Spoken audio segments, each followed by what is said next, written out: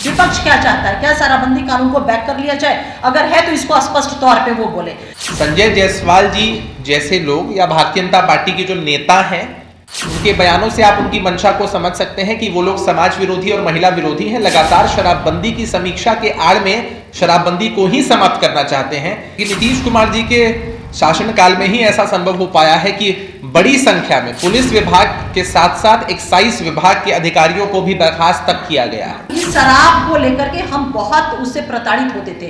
यह तमाम वैसे लोगों से करेंगे जिनकी मंशा है कि शराबबंदी कानून को बैक किया जाए, कि जो माफिया, जो फैसिलिटेटर, जो प्रमोटर इसको चुनौती दिए हुए उनके विरुद्ध हम लोग को खड़ा होना होगा। जो शराबबंदी कानून हुई उसका समर्थन तो हमने किया था, लेकिन नीतीश कुमार अपने ही पुलिस प्रशासन से शराब बेचवा रहे हैं, इसके बारे में तो उन्होंने कभी नहीं कहा था।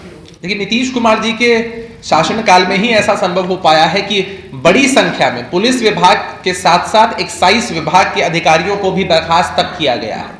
इतने लोग हैं जिन पर विभागीय कार्रवाई भी चल रही है। संजय जायसवाल जी जैसे लोग या भारतीय जनता पार्टी के जो नेता हैं, उनके बयानों से आप उनकी मंशा को समझ सकते हैं कि वो लोग समाज विरोधी और महिला विरोधी हैं। लगातार शराबबंदी की समीक्षा के आड़ में शराबबंदी को ही समाप्त करना चाहते हैं। इस तरह के मनगढ़ंत आरोप नहीं लगाने चाहिए। अगर कोई तथ्य उनके पास हो, तथ्य को सामने रखें, हम वेलकम करेंगे, उसके हिसाब से कार्रवाई भी होगी।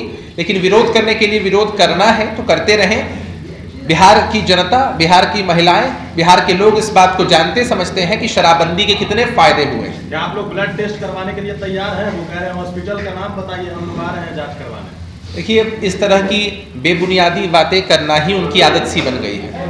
हम नाम नहीं लेना चाहते हैं उनके कितने ऐसे लोग हैं जिनकी संलिप्तता ऐसी चीज़ों में रही है, लेकिन कानून अपना काम करता है। वो आम और खास का कोई भेदभाव नहीं देखता है।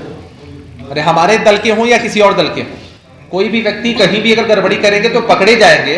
और इस तरह की बेबुनियादी बातें करने का कोई औचित्य नहीं है। विशेष अंजुम जी भी इस पर आपको जवाब दे सकती हैं।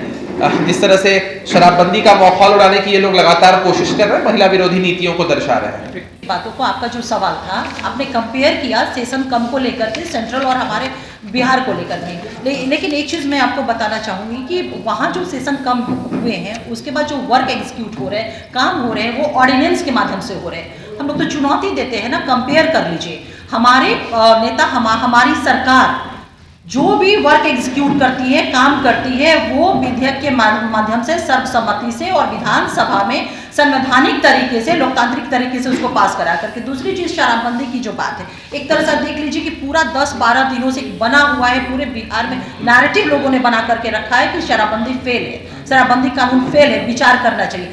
स्पष्ट तौर पे बीइंग अ वुमेन मैं डिमांड करती हूँ कि आप चाहते क्या है? विपक्ष क्या चाहता है? क्या शराबबंदी कानून को बैक कर लिया जाए? अगर है तो इसको स्पष्ट तौर पे वो बोले। लेकिन एक चीज, महिला होने के नाते बिहार की तमाम महिलाओं से हम लोगों की बात हो रही है। सभी महिला, देश की, हमारे बिहार की आधी आबादी इस बात को लेकर के हाईली वरीड है कि 2016 के पहले जो हमारे हालात थे, डोमेस्टिक वायलेंस बेइंतहा था, विमेन एट्रोसिटीज होती थी, साथ ही साथ जो ये टीजिंग के मामले होते थे। आज बच्चे सड़कों पे आपको वर्दी में पुलिस का ड्रेस पहन करके हमारी आपकी सबकी रक्षा सुरक्षा करी। इसमें शराबबंदी का बहुत बड़ा योगदान है कि एक माहौल बन पाया है, सूदिंग माहौल बन पाया है। तो एक बहुत बड़ा हम लोग निवेदन महिला होने के नाते तमाम लोगों से, तमाम पॉलिटिकल पार्टी से या तमाम वैसे लोगों से करेंगे जिनकी मंशा है कि शराबबंदी कानून को बैक किया जाए। क्योंकि देश की हमारी आधी शक्ति जो है, हमारी पूरी शक्ति, आधी आबादी, वो कहीं ना कहीं इस शराब को लेकर के हम बहुत उससे प्रताड़ित होते थे। हमारा रहने सहने का स्तर सुधरा है, हमारे हालात सुधरे, हमारी बच्ची अपने सपनों को साकार कर पा रही हैं। अब सोचिए ना, राइट टू इक्वालिटी कॉन्स्टिट्यूशन में सभी को समानता का अधिकार था। 2016 के पहले क्या कोई पिता हिम्मत कर सकता था कि अपनी बेटियों को रात के 8 बजे 9 बजे सड़कों पे वो स्वतंत्र उसको छोड़ दे कि वो अपने भविष्य का निर्माण कर पाए? आज वो माहौल नहीं है। ये शराबबंदी की देन है। हम सबको मिल करके एक सकारात्मक विमर्श बनाना होगा, पहल करना होगा कि जो माफिया, जो फैसिलिटेटर, जो प्रमोटर इसको चुनौती दिए हुए उनके विरुद्ध हम लोग को खड़ा होना होगा।